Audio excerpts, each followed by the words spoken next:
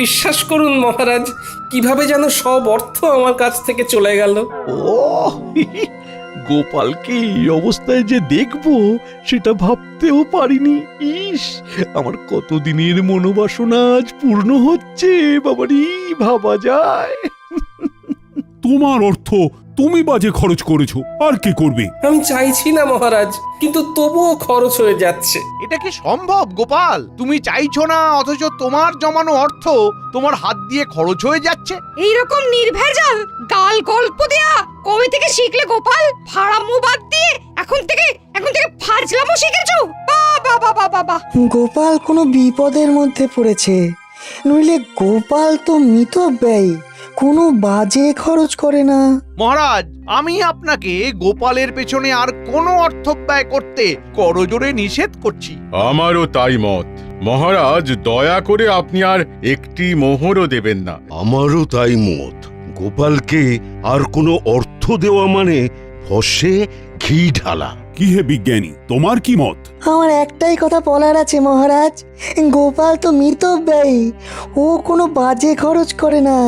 তাহলে আজ গোপালের এই অবস্থা কেন? গোপালের জীবনে কি এমন ঘটনা ঘটলো যাতে গোপাল এই অবস্থায় নেমে এলো? মতিভ্রম বলে একটা কথা আছে, জানো তো বিজ্ঞানী?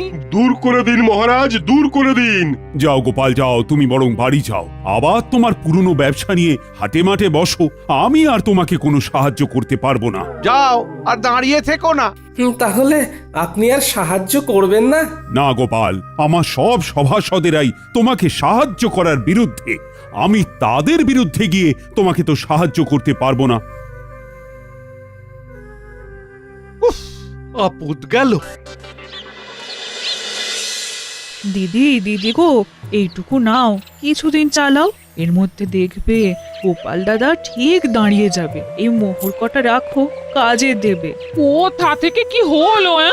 কিচ্ছু বুঝতে পারছি না পুটির মা। একটা মানুষ রাতারাতি এইরকম ভাবে বদলে যায়। দিদা, আমি বলছি দেখো, গোপাল দাদু আবার ঠিক আগের মতো হয়ে যাবে। গোপাল দাদুকে দেখে আমাদের খুব কষ্ট হচ্ছে দিদা। সেই দিন দেখি ঢিল মেরে গাছ থেকে আম পেড়ে খাচ্ছে, আমাদের দিকে চোখ করতেই বলে খুব খিদে পেয়েছে তাই খাচ্ছি। ইস, এই দিনটাও দেখতে হচ্ছে আমায়। দিদি, গোপাল দাদা এখন কোথায়? রাজসভায় গেছে, দেখা যাক মহারাজ কিছু সাহায্য করতে পারেন কিনা।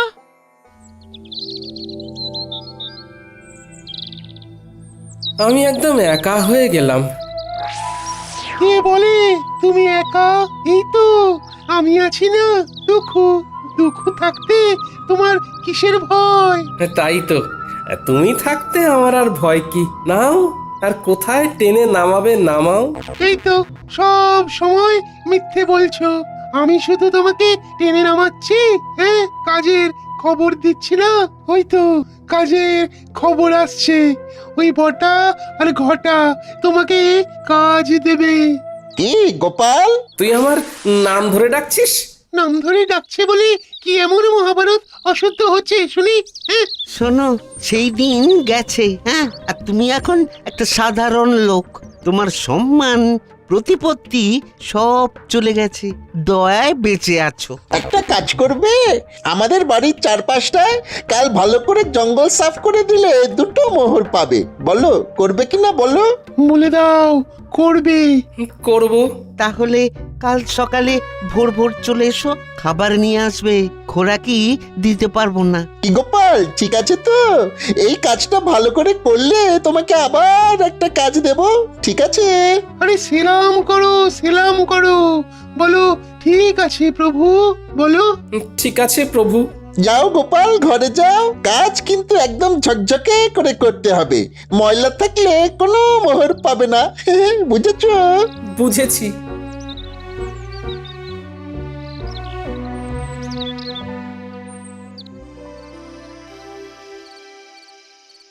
মহারাজ এ কি শুনছি? কি শুনলে তুমি যে এত উত্তেজিত হয়ে আমার কাছে এলে? দাসের মুখে শুনলাম গোপাল নাকি আপনার কাছে এসেছিল সাহায্যের জন্য। হ্যাঁ এসেছিল, আমি সাহায্য করিনি, কারণ আমার সভাসদেরা সবাই গোপালকে সাহায্য দেবার বিপক্ষে ছিল। গোপালের এই ভাগ্য বিপর্যয়ে আপনি ওর পাশে দাঁড়ালেন না মহারাজ, অথচ আপনার যখন বিপদ ঘটেছে তখন গোপাল সবটুকু দিয়ে আপনাকে সাহায্য করেছে। ও তার জন্য বেতন পেয়েছে, আর বেতনের বিনিময়ে ও কাজ করেছে। বাহ, খুব ভালো বলেছেন মহারাজ, খুব ভালো। আমি ঈশ্বরের কাছে প্রার্থনা করব যে আর কোনোভাবেই যেন গোপালের সাহায্য আপনার না লাগে।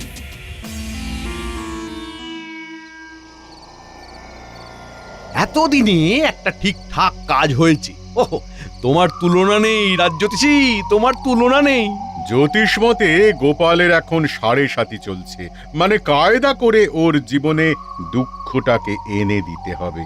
এ এখন লম্বা চলবে, লম্বা চলবে।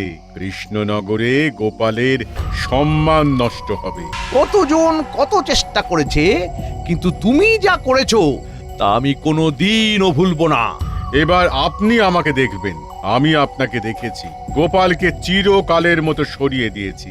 এবার মহারাজ একা হয়ে গেছে, তখন গোপাল ছিল, এখন গোপাল নেই। এখন দুহাতে লুটে পুটে খাবো, কেউ বলার নেই। চলো বাজারে যাই, মোহর দ্বিগুণ করে আসি। বাজারে এত রাতে? আরে রাতের বাজারই তো আসল বাজার। চলো একটা মোহর নিয়ে চলো। বাজারে আবার এসব হয় নাকি? আরে বাজারে একটা জায়গা আছে, সেখানে একটা কল আছে। একটা মোহর দিলে তোমার ভাগ্যে যদি থাকে তাহলে ওই একটা মোহর থেকে 500 মোহর হাতে চলে আসবে। এই একটা কল, নাম হলো গেঁড়া কল। সত্যি বলছো? আমি তোমাকে কেন মিথ্যে বলবো বলো? হ্যাঁ, কিন্তু আমার কাছে তো কিছু নেই গো দুঃখু। চলো চলো হেসেলে চলো। তোমার গিন্নি কয়েকটা মোহর পেয়েছে, ওই পুটির মা দিয়ে গেছে। তোমার গিন্নি এখন নেই, এই সুযোগ। চলো মোহরগুলো নিয়ে নাও, তোমাকে ধনী মানুষ হতে হবে। বলছো? তাহলে চলো। কোথায় রেখেছে? কুলুঙ্গিতে একটা ঘটির মধ্যে রাখা আছে।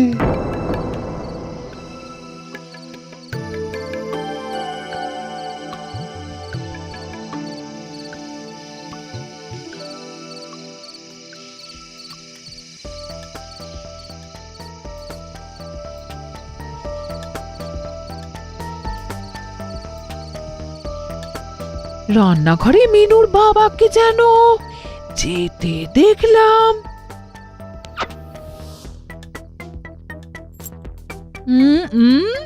দেখি তো এখন রান্নাঘরে গিয়ে কি করছে।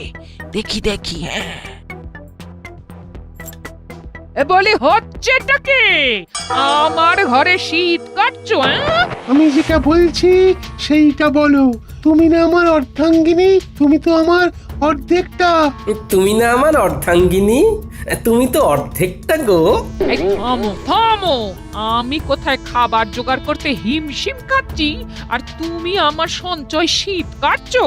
শোনো, আমি হলাম গিয়ে তোমার গিন্নি, আমাকে ভুজুং ভাজুং দেওয়া অত সহজ নয়। দেখি দেখি দেখি। গিন্নি, এইভাবে কেউ পরনের কাপড় নিয়ে টানাটানি করে?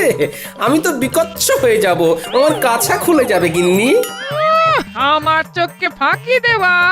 ওরে বাবা, কি দজ্জাল গিন্নি গো তোমার। হ্যাঁ, ট্যাঙ্ক থেকে ঠিক বার করে নিল।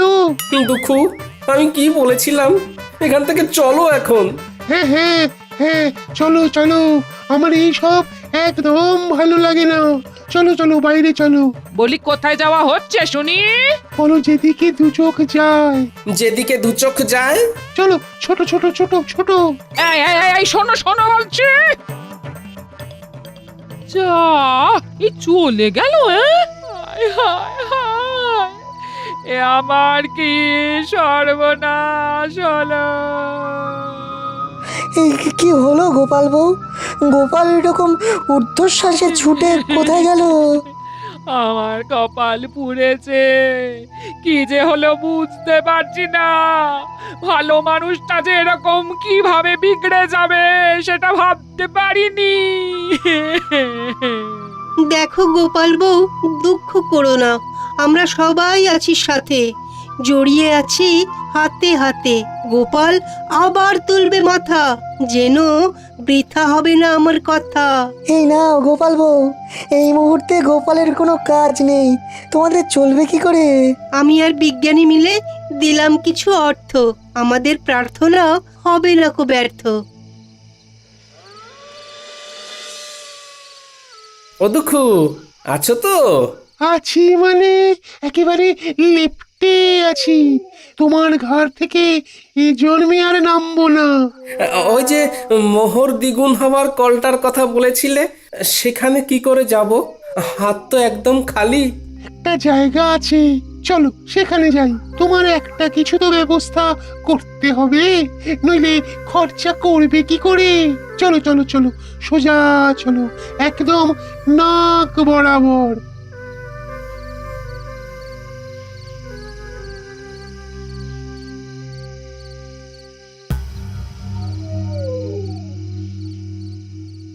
কি হলো? তখন থেকে দেখছি নিজে নিজে ফিক ফিক করে হাসছো। কি হয়েছে? কি হয়েছে? এতদিনে শিখে ছিঁড়েছে। গোপাল বিদায় হয়েছে চিরতরে। এই গোপাল চিরতরে বিদায়? কি করে কি করে? কালো জাদু জানো? জাদু? জাদু আবার সাদা কালো হয় নাকি? কথাটা আবার পাঁচকান করো না। একটা পাতি লেবুর মধ্যে মন্ত্র পড়ে দুঃখকে জাদুর সাহায্যে ঢুকিয়ে রেখেছিল আমাদের রাজ্যতীষী। তারপর তারপর হ্যাঁ, তারপর সেই দিন রাতে আমি আর রাজ্যতীষী ওই লেবুটাকে নিয়ে গেলাম বটা ঘটার কাছে। ঘটার বটা, এই লেবুটা গোপালের বাড়ির দোরগোড়ায় রেখে দাও।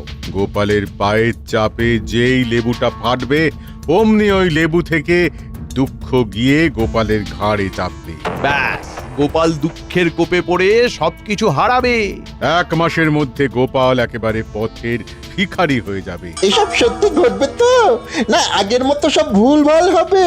আমার কালো জাদুবিদ্যাকে অবিশ্বাস করো না, কাজটা করেই দেখো না, মজা পাবে। রাজকর্মচারী যদি হতে চাস তাহলে আমরা যেভাবে বলছি সেইভাবে কাজ কর। ঠিক আছে, দিন। এবার চলো, আজ রাতের মধ্যেই এটা করতে হবে। খুব ভালো সময়, আজকের পরে আবার 6 মাস পরে এই তিথি আসবে, সুতরাং বুঝতেই পারছো। পাচ্ছি। তাহলে এক্ষুনি চল, আমাদের চোখের সামনেই ঘটনাটা ঘটুক। চলুন তাহলে। তারপর তারপর হ্যাঁ, তারপর সেই অমাবস্যার রাতে আমরা 4 জন গোপালের বাড়ির কাছে এসে দাঁড়ালাম। ঠিক এই জায়গাটাতেই লেবুটা রাখো। হ্যাঁ, এখানে এখানে। সেটা না হয় রাখলাম। গোপাল দাদা না এলে তো হবে না। আরে আমরা এসেছি কি করতে? ওকে ডেকে বাইরে বার করব, তোমরা দেখে যাও খালি খেলাটা। তোরা তোদের কাজটা কর, নে নে রেখে আয়। রেখে এসে লুকিয়ে পড়ো। মন্ত্রীমশাই আপনিও লুকিয়ে পড়ুন। আর হ্যাঁ বটা, লম্ফটা আমার হাতে দিয়ে যাও। এইখানে লেবু